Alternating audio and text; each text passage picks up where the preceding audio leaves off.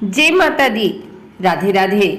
आइए सुनते हैं नवरात्रि के 8वें दिन माँ महागौरी की कथा। नवरात्र अब अंतिम पड़ाव पर पहुंच चुका है।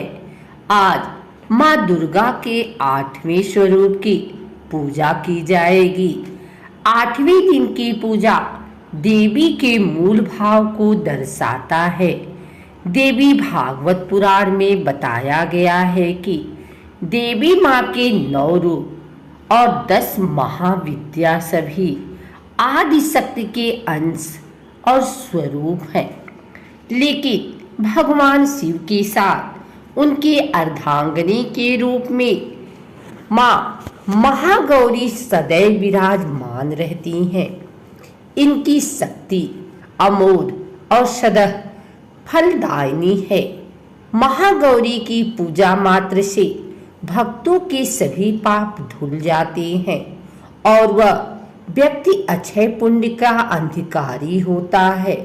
ज्यादातर घरों में नवरात्र की अष्टमी तिथि के दिन कन्या पूजन किया जाता है।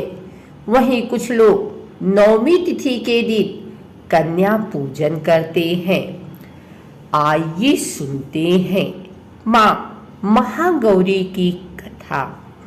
शिव पुराण के अनुसार महागौरी को 8 साल की उम्र में ही अपने पूर्वजन्म की घटनाओं का आभास होने लगा था। उन्होंने इसी उम्र से ही भगवान शिव को अपना पति मान लिया था और शिव को पति रूप में पाने के लिए तपस्या भी शुरू कर दी थी। इसलिए अष्टमी तिथि को महागौरी के पूजन का विधान है।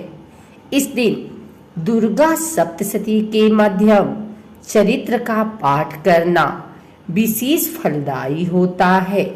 जो लोग 9 दिन का व्रत नहीं रख पाते हैं वे पहले और 8वें दिन का व्रत कर पूरे 9 दिन का फल प्राप्त कर सकते हैं।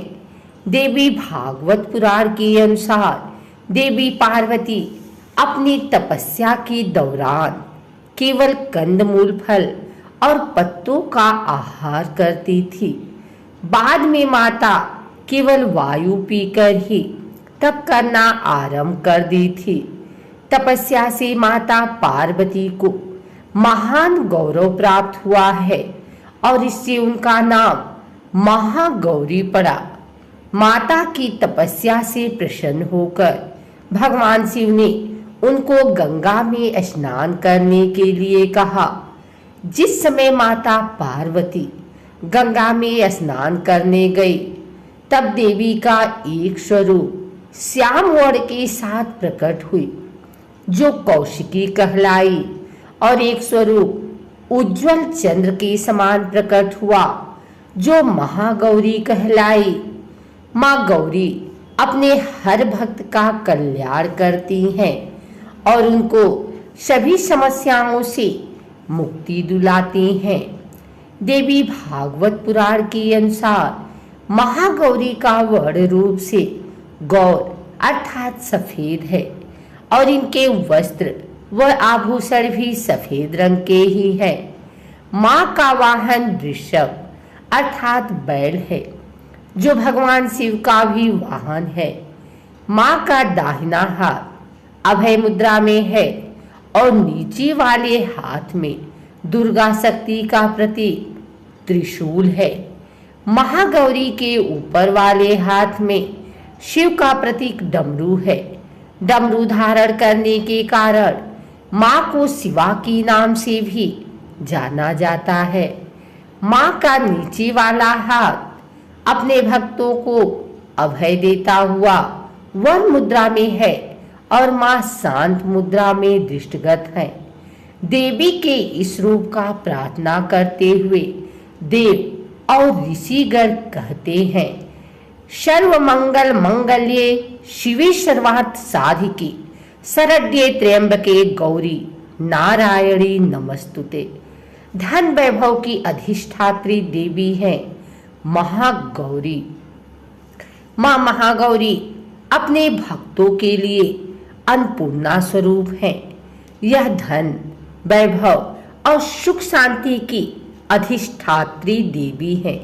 सांसारिक रूप में इनका स्वरूप बहुत ही उज्जवल, कोमल, श्वेतवर्ण और श्वेत वस्त्रधारी है। देवी महागौरी को गायन, संगीत प्रिय है और यह सफेद वृषभ यानी बैल पर सवार है। इन दिन कन्या पूजन का भी विधान है। कुछ लोग नवमी के दिन भी कन्या पूजन करते हैं, लेकिन अष्टमी के दिन कन्या पूजन करना श्रेष्ठ रहता है। कन्याओं की संख्या 9 हो तो अति उत्तम है, नहीं तो 2 कन्याओं के साथ भी पूजा की जा सकती है। अष्टमी तिथि के दिन नारियल का भोग लगाने की परंपरा है। भोग लगाने के बाद नारियल प्रसाद रूप में बांट दें।